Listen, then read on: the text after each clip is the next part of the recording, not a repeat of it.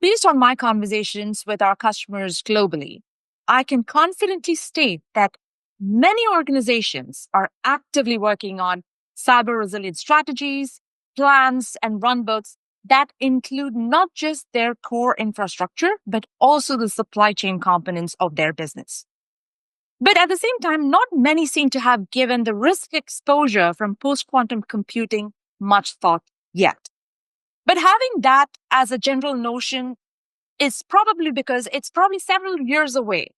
But the stark reality is that post quantum cryptography is definitely on an accelerated timeline.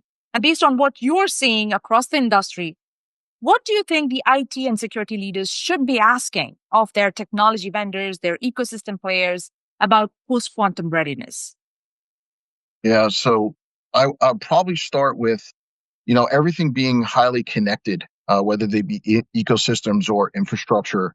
We know everything is really going to be as strong as the weakest link. So it would be great to see other software and technology vendors really implementing post-quantum algorithms and post-quantum resistant encryption, across the board to prevent widespread damage. And working with partners, we're starting to see like forced security behavior. And I know that many of the customers that I talk to, like they first feel uncomfortable about it, but at the end of the day, they understand that everyone's really trying to keep, everything from left to right secure. I completely agree with you on that. And not just that, but I'm also seeing a massive resistance given the kind of performance overheads that post quantum cryptography imposes. I mean, I can understand the fact that it certainly cannot be a strategy for all the data in an IT landscape. I can definitely see a hybrid cryptographic architectural deployment taking place where you would have the classical side coexisting with the post quantum cryptography architectures. Certainly the word of the day is going to be crypto agility. And for me, I sum it up as, the ability for a system to quickly and seamlessly switch to, the most appropriate cryptographic algorithms or protocols. And, with NIST constantly releasing recommendations and providing supportability for them, it's super important for our customers to be secure against these quantum threats. And, we built our PQC implementation with crypto agility in mind. As we know, the quantum landscape is going to continue to evolve with, better, faster, cheaper algorithms and machines.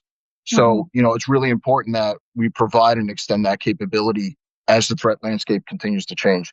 And as you pointed out, like all encryption, there's some compute penalties. So, having access to different algorithms and key lengths is important for us to balance the flexibility between, having something that's super secure and something that is also cost effective from a compute standpoint.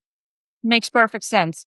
So, given what we just discussed, what would you think is the first logical, practical step for an organization as they start taking these, baby steps towards quantum resistant security? I wouldn't frame it as art of possible, right? NIST has been providing guidance for a couple of years now. There's primary and secondary recommendations, and we've already made them available. So we strengthen cyber resiliency for today, tomorrow, and the foreseeable future because because we built these frameworks.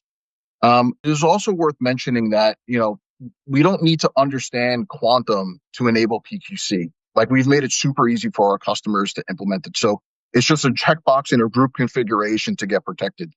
But Mhm. what I would say is if folks really want to start to get down that journey, I would say they should first like evaluate long-term sensitive data to understand where they're going to actually use PQC, which again is why, crypto agility is super important because you don't have to apply it today. You could apply it tomorrow, but having that capability embedded is super important if you need to make quick pivots.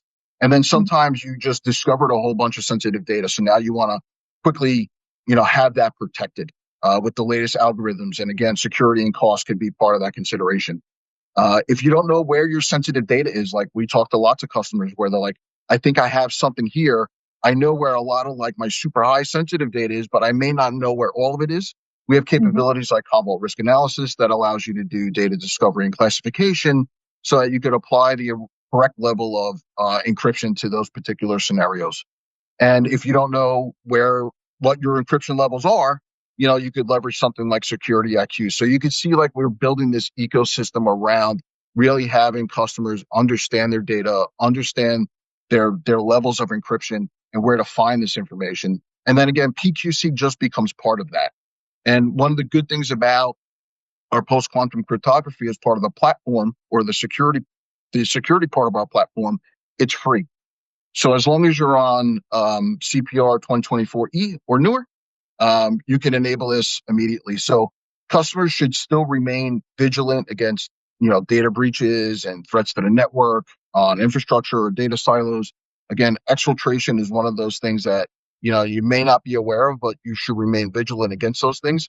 And as you can see, like we're really building a solid frame of discovery, recommendations, implementation, and still making sure that customers deploy other controls so that, we can provide that total cyber resiliency across the board.